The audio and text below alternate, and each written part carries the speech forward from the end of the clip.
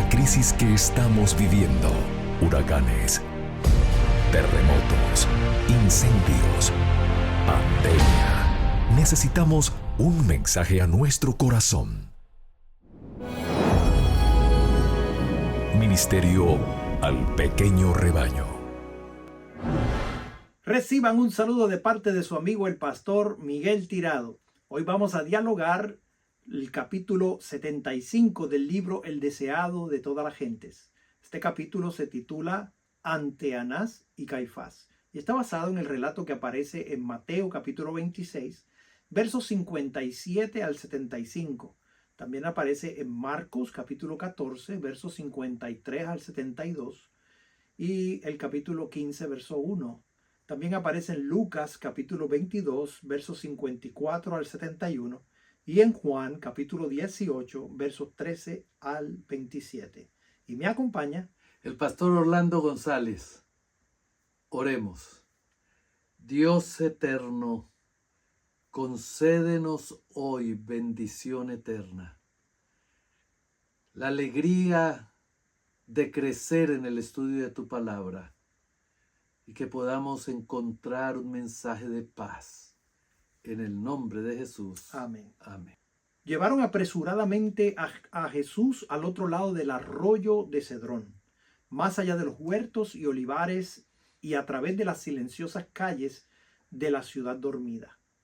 Era más de medianoche y los clamores de la turba aullante que se le seguían rasgaban bruscamente el silencio nocturno. El Salvador iba atado y cuidadosamente custodiado y se movía penosamente. Pero con apresuramiento sus apresadores se dirigieron con él al palacio de Anás, el ex sumo sacerdote. Anás era cabeza de la familia sacerdotal en ejercicio, y por deferencia a su edad, el pueblo lo reconocía como sumo sacerdote. Se buscaban y ejecutaban sus consejos como voz de Dios. A él debía ser presentado primero Jesús como cautivo del poder sacerdotal.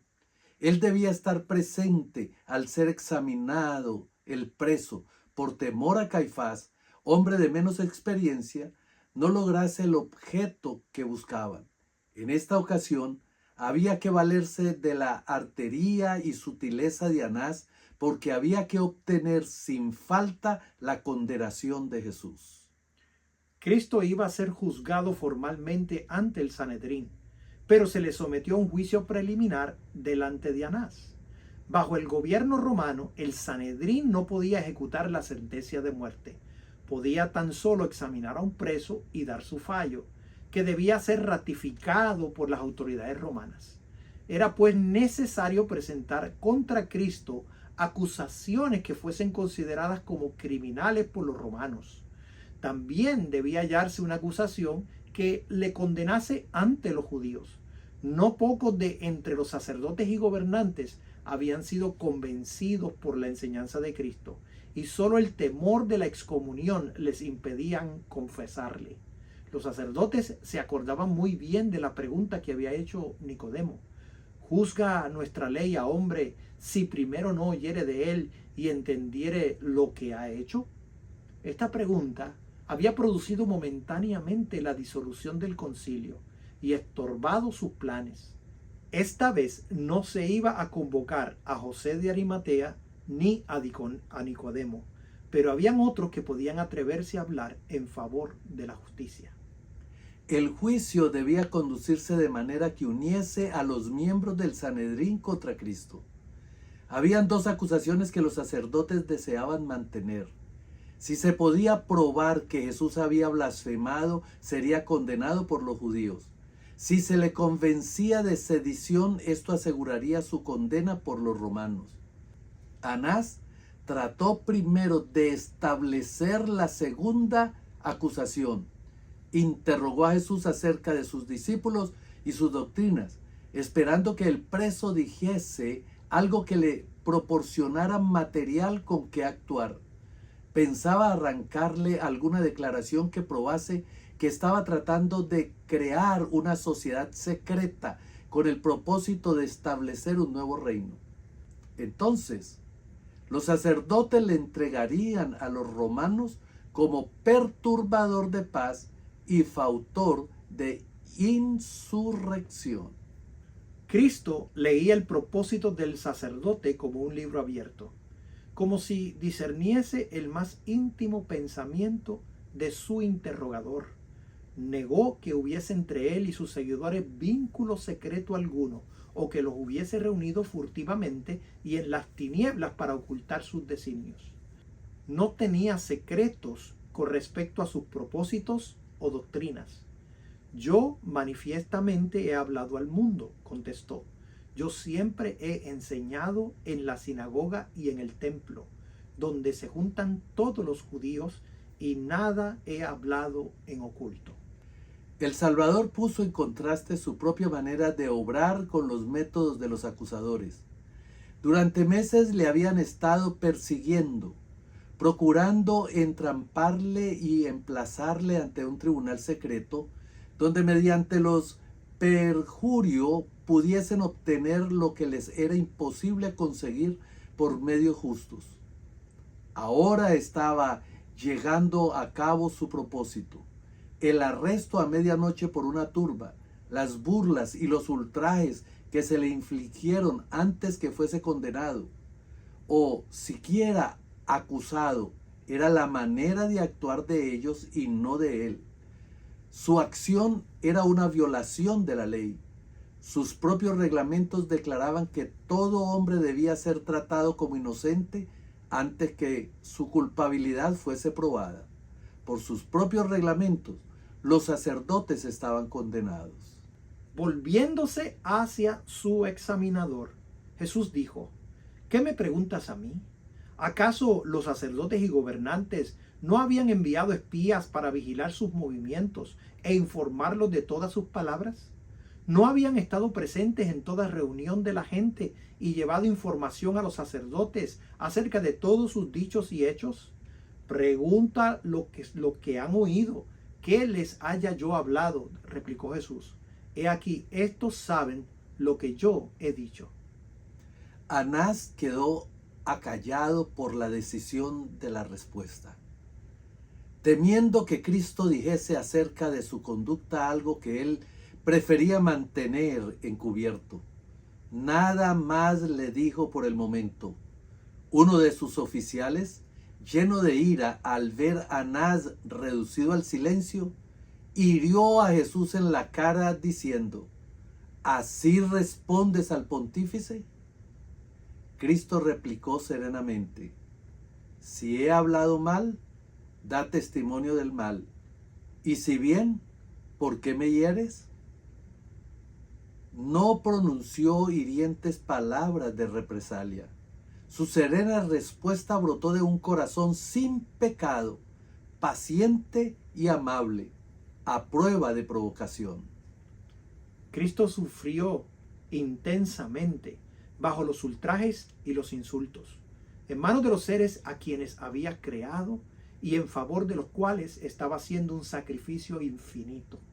Recibió toda iniquidad, sufrió en proporción a la perfección de su santidad y su odio al pecado. El ser interrogado por hombres que obraban como demonios le era un continuo sacrificio. El estar rodeado por seres humanos bajo el dominio de Satanás le repugnaba. Ya sabía que en un momento, con un fulgor de su poder divino, podía postrar en el polvo a sus crueles atormentadores. Esto le hacía tanto más difícil soportar la prueba. Los judíos esperaban a un Mesías que se revelase con manifestación exterior. Esperaban que, por un despliegue de voluntad dominadora, cambiase la corriente de los pensamientos de los hombres y los obligase a reconocer su supremacía. Así creían ellos, obtendrían su propia exaltación y satisfaría las ambiciosas esperanzas de ellos. Así que cuando Cristo fue tratado con desprecio, sintió una fuerte tentación a manifestar su carácter divino. Por una palabra, por una mirada, podía obligar a sus perseguidores a confesar que era Señor de reyes y gobernantes, sacerdotes y templo. Pero le incumbía la tarea difícil de mantenerse en la posición que había elegido como uno con la humanidad. Los ángeles del cielo presenciaban todo movimiento hecho contra su amado general. Anhelaban librar a Cristo. Bajo las órdenes de Dios, los ángeles son todopoderosos. En una ocasión, en obediencia a la orden de Cristo, mataron en una noche a 185,000 hombres del ejército asirio. Cuán fácilmente los ángeles que contemplaban la ignominiosa escena del juicio de Cristo podrían haber testificado su indignación consumiendo a los adversarios de Dios, pero no se les ordenó que lo hiciesen. El que podía haber condenado a sus enemigos a muerte soportó su crueldad. Su amor por su Padre y el compromiso que contrajera desde la creación del mundo de venir a llevar el pecado le indujeron a soportar sin quejarse el trato grosero de aquellos a quienes había venido a salvar. Era parte de su misión soportar en su humanidad todas las burlas y los ultrajes que los hombres pudiesen acumular sobre él. La única esperanza de la humanidad estribaba en esta sumisión de Cristo a todo el sufrimiento que el corazón y las manos de los hombres pudieran infringirle. Nada había dicho Cristo que pudiese dar ventaja a sus acusadores, y sin embargo estaba atado para indicar que estaba condenado. Debía haber, sin embargo, una apariencia de justicia. Era necesario que se viese una forma de juicio legal. Las autoridades estaban resueltas a apresurarlo. Conocían el aprecio que el pueblo tenía por Jesús y temían que si cundía la noticia de su arresto, se intentase rescatarle. Además, si no se realizaba enseguida el juicio y la ejecución, habría una demora de una semana por la celebración de la Pascua. Esto podría desbaratar sus planes. Para conseguir la condenación de Jesús, dependían mayormente del clamor de la turba, formada en gran parte por el populacho de Jerusalén. Si se produjese una demora de una semana, la agitación disminuiría y probablemente se produciría una reacción. La mejor parte del pueblo se decidiría a favor de Cristo. Muchos darían un testimonio que le justificaría sacando a la luz las obras poderosas que había hecho. Esto excitaría la indignación popular contra el Sanedrín. Sus procedimientos quedarían condenados y Jesús sería liberado y recibiría nuevo homenaje de las multitudes. Los sacerdotes y gobernantes resolvieron, pues, que antes que se conociese su propósito, Jesús fuese entregado a los romanos. Pero ante todo había que hallar una acusación. Hasta aquí nada había ganado. Anás ordenó que Jesús fuese llevado a Caifás. Este pertenecía a los saduceos, algunos de los cuales eran ahora los más escarnizados enemigos de Jesús. Él mismo, aunque carecía de fuerza de carácter, era tan severo, despiadado e inescrupuloso como Anás. No dejaría sin probar medio alguno de destruir a Jesús. Era hora de madrugada y muy oscuro, así que a la luz de las antorchas y linternas, el grupo armado se dirigió con su preso al palacio del sumo sacerdote. Allí, mientras los miembros del Sanedrín se reunían, Anás y Caifás volvieron a interrogar a Jesús, pero sin éxito. Cuando el concilio se hubo congregado en la sala del tribunal, Caifás tomó asiento como presidente. A cada lado estaban los jueces y los que estaban especialmente interesados en el juicio. Los soldados romanos se hallaban en la plataforma situada más abajo que el solio, a cuyo pie estaba Jesús. En él se fijaban las miradas de toda la multitud. La excitación era intensa. En toda la muchedumbre Él era el único que sentía calma y serenidad. La misma atmósfera que le rodeaba parecía impregnada de influencia santa. Caifás había considerado a Jesús como su rival. La avidez con que el pueblo oía al Salvador y la aparente disposición de muchos a aceptar sus enseñanzas había despertado los acerbos celos del sumo sacerdote. Pero al mirar Caifás al preso, le embargó la admiración por su porte noble y digno. Sintió la convicción de que este hombre era de filiación divina. Al instante siguiente, desterró despectivamente este pensamiento. Inmediatamente dejó oír su voz en tonos burlones y altaneros, exigiendo que Jesús realizase uno de sus grandes milagros delante de ellos. Pero sus palabras cayeron en los oídos del Salvador como si no las hubiese percibido. La gente comparaba el comportamiento excitado y maligno de Anás y Caifás con el porte sereno y majestuoso de Jesús.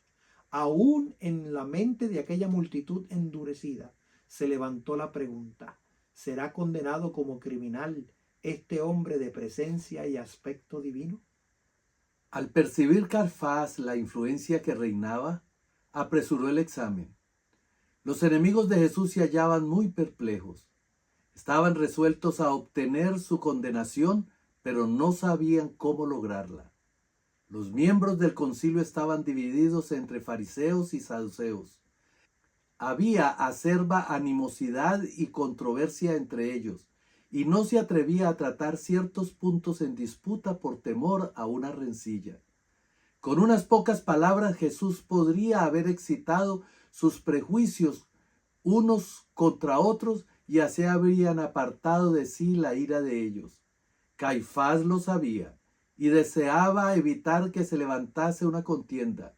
Habían bastantes testigos para probar que Cristo había denunciado a los sacerdotes y escribas, que los había llamado hipócritas y homicidas, pero este testimonio no convenía. Los saduceos habían empleado un lenguaje similar en sus agudas disputas con los fariseos, y un testimonio tal no habría tenido peso para los romanos, a quienes disgustaban las pretensiones de los fariseos.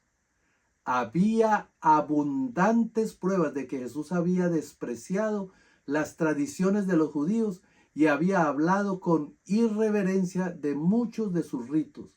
Pero acerca de la tradición, los fariseos y los saduceos estaban en conflicto, y estas pruebas no habrían tenido tampoco peso para los romanos. Los enemigos de Cristo no se atrevían a acusarle de violar el sábado, no fuese que un examen revelase el carácter de su obra. Si se sacaban a relucir sus milagros de curación, se frustrarían el objeto mismo que tenía en vista los sacerdotes. Habían sido sobornados falsos testigos para que acusasen a Jesús de incitar a la rebelión y de procurar establecer un gobierno separado. Pero su testimonio resultaba vago y contradictorio. Bajo el examen, desmentían sus propias declaraciones. En los comienzos de su ministerio, Cristo había dicho: destruir este templo y en 3 días lo levantaré. En el lenguaje figurado de la profecía, había predicho así su propia muerte y resurrección. Mas él hablaba del templo de su cuerpo. Los judíos habían comprendido estas palabras en un sentido literal, como si se refiriese al templo de Jerusalén. A la excepción de eso, en todo lo que Jesús había dicho, nada podían hallar los sacerdotes que fuese posible emplear contra él. Repitiendo estas palabras, pero falseándolas, esperaban obtener una ventaja. Los romanos se habían dedicado a reconstruir y embellecer el templo, y se enorgullecían mucho de ello. Cualquier desprecio manifestado hacia él habría de excitar seguramente su indignación. En este terreno podían concordar los romanos y los judíos, los fariseos y los saduceos, porque todos tenían gran veneración por el templo. Acerca de este punto, se encontraron 2 testigos cuyo testimonio no era tan contradictorio como el de los demás. Uno de ellos, que había sido comprado para acusar a Jesús, declaró: este dijo: puedo derribar el templo de Dios y en 3 días reedificarlo. Así fueron torcidas las palabras de Cristo.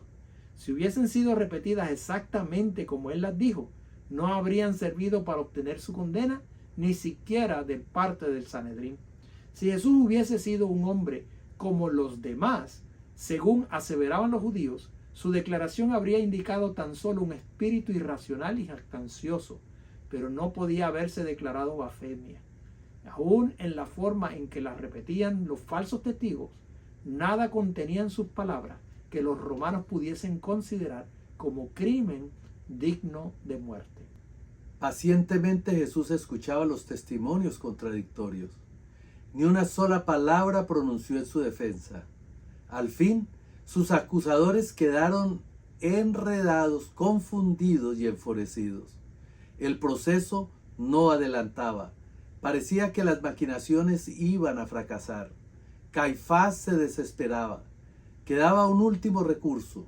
Había que obligar a Cristo a condenarse a sí mismo. El sumo sacerdote se levantó del sitial del juez como con el rostro descompuesto por la pasión e indicando claramente por su voz y su porte que si estuviese en su poder, heriría al preso que estaba delante de él. ¿No respondes nada?, exclamó. ¿Qué testifican estos contra ti? Jesús guardó silencio. Angustiado él y afligido, no abrió su boca. Como cordero fue llevado al matadero, y como oveja delante de sus trasquiladores, enmudeció y no abrió su boca. Por fin, Caifás, alzando la diestra hacia el cielo, se dirigió a Jesús con un juramento solemne. Te conjuro por el Dios viviente, que nos digas si eres tú el Cristo, Hijo de Dios. Cristo no podía callar ante esta demanda. Había tiempo en el que debía callar y tiempo en que debía hablar. No habló hasta que se le interrogó directamente. Sabía que el contestar ahora aseguraría su muerte. Pero la demanda provenía de la más alta autoridad reconocida en la nación y en el nombre del Altísimo. Cristo no podía menos que demostrar el debido respeto a la ley. Más que esto, su propia relación con el Padre había sido puesta en tela de juicio. Debía presentar claramente su carácter y su misión. Jesús había dicho a sus discípulos: cualquiera pues que me confesare delante de los hombres, le confesaré yo también delante de mi Padre que está en los cielos. Ahora, por su propio ejemplo, repitió la lección. Todos los oídos estaban atentos y todos los ojos se fijaban en su rostro mientras contestaba. Tú lo has dicho. Una luz celestial parecía iluminar su semblante pálido mientras añadía: y aún os digo que desde ahora habéis de ver el Hijo del Hombre sentado a la diestra de la potencia de Dios y que viene en las nubes del cielo. Por un momento la divinidad de Cristo fulguró a través de su aspecto humano. El sumo sacerdote vaciló bajo la mirada penetrante del Salvador. Esa mirada parecía leer sus pensamientos ocultos y entrar como fuego hasta su corazón. Nunca en el resto de su vida olvidó aquella mirada escrutadora del perseguido Hijo de Dios. Desde ahora, Jesús dijo: habéis de ver el Hijo del Hombre sentado a la diestra de la potencia de Dios y que viene en las nubes del cielo. Con estas palabras, Cristo presentó el reverso de la escena que ocurría entonces. Él, el Señor de la vida y la gloria, estaría sentado a la diestra de Dios, sería el juez de toda la tierra y su decisión sería inapelable. Entonces toda cosa secreta estaría expuesta a la luz del rostro de Dios y se pronunciaría el juicio sobre todo hombre según sus hechos. Las palabras de Cristo hicieron estremecer al sumo sacerdote. El pensamiento de que hubiese de producirse una resurrección de los muertos que hiciese comparecer a todos ante el tribunal de Dios para ser recompensados según sus obras, era un pensamiento que aterrorizaba a Caifás. No deseaba creer que en lo futuro hubiese de recibir sentencia de acuerdo con sus obras. Como en un panorama surgieron ante su espíritu las escenas del juicio final. Por un momento vio el pavoroso espectáculo de los sepulcros devolviendo sus muertos, con los secretos que esperaba estuviesen ocultos para siempre. Por un momento se sintió como delante del juez eterno, cuyo ojo, que lo ve todo, estaba leyendo su alma y sacando a luz misterios que él suponía ocultos con los muertos. La escena se desvaneció de la visión del sacerdote. Las palabras de Cristo habían herido en lo vivo al saduceo. Caifás había negado la doctrina de la resurrección, del juicio y de una vida futura. Ahora se sintió enloquecido por una furia satánica. ¿Iba este hombre preso delante de él a asaltar sus más queridas teorías? Rasgando su manto, a fin de que la gente pudiese ver su supuesto horror, pidió que sin más preliminares se condenase al preso por blasfemia. ¿Qué más necesidad tenemos de testigos? Dijo. He aquí ahora habéis oído su blasfemia. ¿Qué os parece? Y todos le condenaron. La convicción mezclada con la pasión había inducido a Caifás a obrar como habría obrado. Estaba furioso consigo mismo por creer las palabras de Cristo, y en vez de rasgar su corazón bajo un profundo sentimiento de la verdad y confesar que Jesús era el Mesías, rasgó sus ropas sacerdotales en resuelta resistencia. Este acto tenía profundo significado. Poco lo comprendía Caifás. En este acto realizado para influir en los jueces y obtener la condena de Cristo, el sumo sacerdote se había condenado a sí mismo. Por la ley de Dios quedaba descalificado para el sacerdocio. Había pronunciado sobre sí mismo la sentencia de muerte. La manera como Satanás influyó para manejar las acusaciones de Jesús denota su crueldad, su estilo de acusación que prevalece hasta hoy. La paz y la tranquilidad que demostró Jesús es aquella que solo el Padre puede dar. La evidencia divina era clara. El Rey de Reyes estaba dispuesto a entregarse para salvarte a ti y salvarme a mí. No le neguemos hoy. Abramos nuestro corazón a Él y permitamos que Él reine, que Él trascienda en nuestra existencia, porque la salvación hoy ha llegado a nuestra casa. Oremos.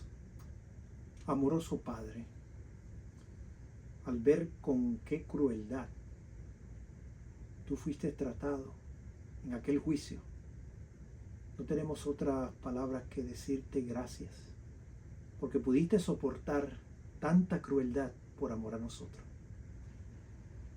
Gracias por tanto amor.